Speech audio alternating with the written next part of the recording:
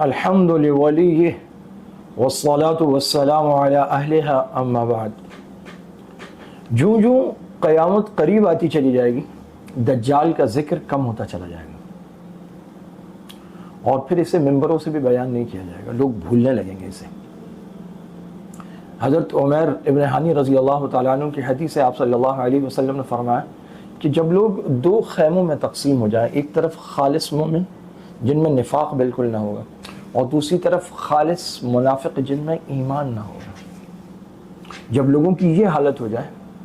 تو پھر تم انتظار کرو دجال کا کہ وہ آتا ہی ہے، بس آج یا کل، یعنی اتنا قریب۔ اب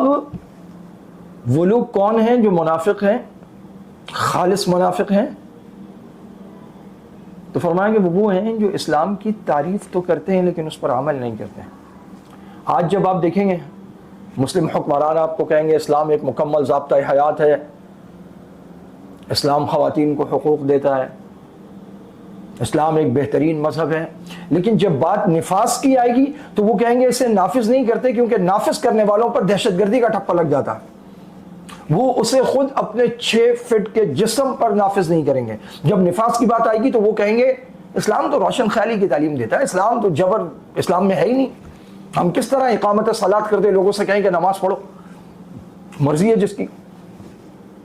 جو کلمہ پڑھ چکا ہے اس کی مرضی نہیں ہے، اس پر 5 وقت نماز فرض ہے۔ امام شافعی رحمہ اللہ فرماتے ہیں کہ اگر نماز چھوڑ دے گا تو اس کو ہاسٹیج بنایا جائے گا، ڈیٹینڈ کیا جائے گا، اور اگر وہ اپنی اس حرکت سے باز آیا ٹھیک ہے قتل کر دو۔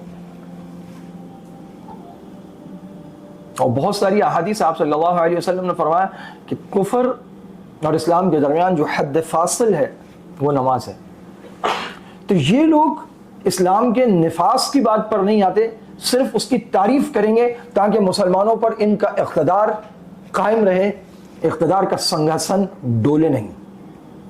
یہ ہیں وہ منافق جب ہر طرف منافق ہو جائیں، خالص منافق،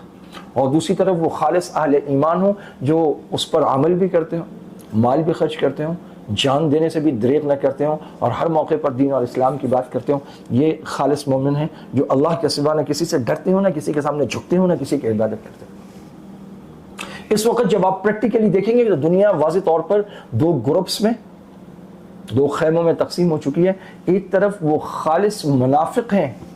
جو قتل عام دیکھتے ہیں، جو ظلم دیکھتے ہیں، نہ ظالم کی مذمت کرتے ہیں، نہ ظالم کو روکتے ہیں، نہ اسلام کے نفاذ کی کوشش کرتے ہیں۔ دوسری طرف وہ خالص مومن ہیں جن کے پاس کھانے کو نہیں ہے، پہننے کو نہیں ہے، جن کے گھر بار برباد ہو چکے ہیں، جن کا سب لٹ چکا ہے، جو روزانہ لاشیں اٹھاتے ہیں۔ اس سب کے باوجود وہ ظالم کے سامنے ڈٹے ہوئے ہیں، انہوں نے گردن جھکانے سے انکار کر دیا ہے، انہوں نے شکست ماننے سے انکار کر دیا، پوری دنیا نے ان کو چھوڑ دیا، دنیا پیچھے ہٹ گئی، کوئی ان کو نہ کھانا دے رہا ہے نہ کوئی اور چیز دے رہا ہے، وہ محصور ہیں، چاروں طرف سے بند ہیں، ان کے پاس نہ بجلی ہے نہ پانی ہے، ان کے ہاسپٹلز تک تباہ کر دیے گئے، ان کے زخمی ادویات اور علاج نہ ہونے کی وجہ سے روزانہ موت کی آغوش میں جاتے ہیں، ان کے چلتے پھرتے جوان، ان کے ہنستے بھستے گھر تو نہیں ہے، خیمے روز بمباری کی زد میں آ کر تباہ و برباد ہوتے ہیں، ہر طرف لاشیں ہی لاشیں ہیں، خون ہی خون ہے، زخمی زخمی ہے، آہو بکا ہے۔ اس سب کے باوجود وہ پورے قد سے کھڑے ہیں، انہوں نے گردن جھکانے سے انکار کر دیا، وہ جس قابل ہیں وہ مزاحمت کر رہے ہیں، وہ لڑ رہے ہیں۔ ایک طرف خالص مومن، ایک طرف خالص منافق۔ آپ صلی اللہ علیہ وسلم نے فرمایا بس دجال کا انتظار کرو، آج یا کل تو یہ بڑی بڑی علامات پوری ہو رہی ہیں۔ خروج دجال کوئی بعید نہیں ہے۔ ایسے موقع پر ہر جمعے کو عصر کے بعد سورہ کہف پڑھنی چاہیے، اور ایٹ لیسٹ اس کی 10 آیات تو پڑھ لینی چاہیے۔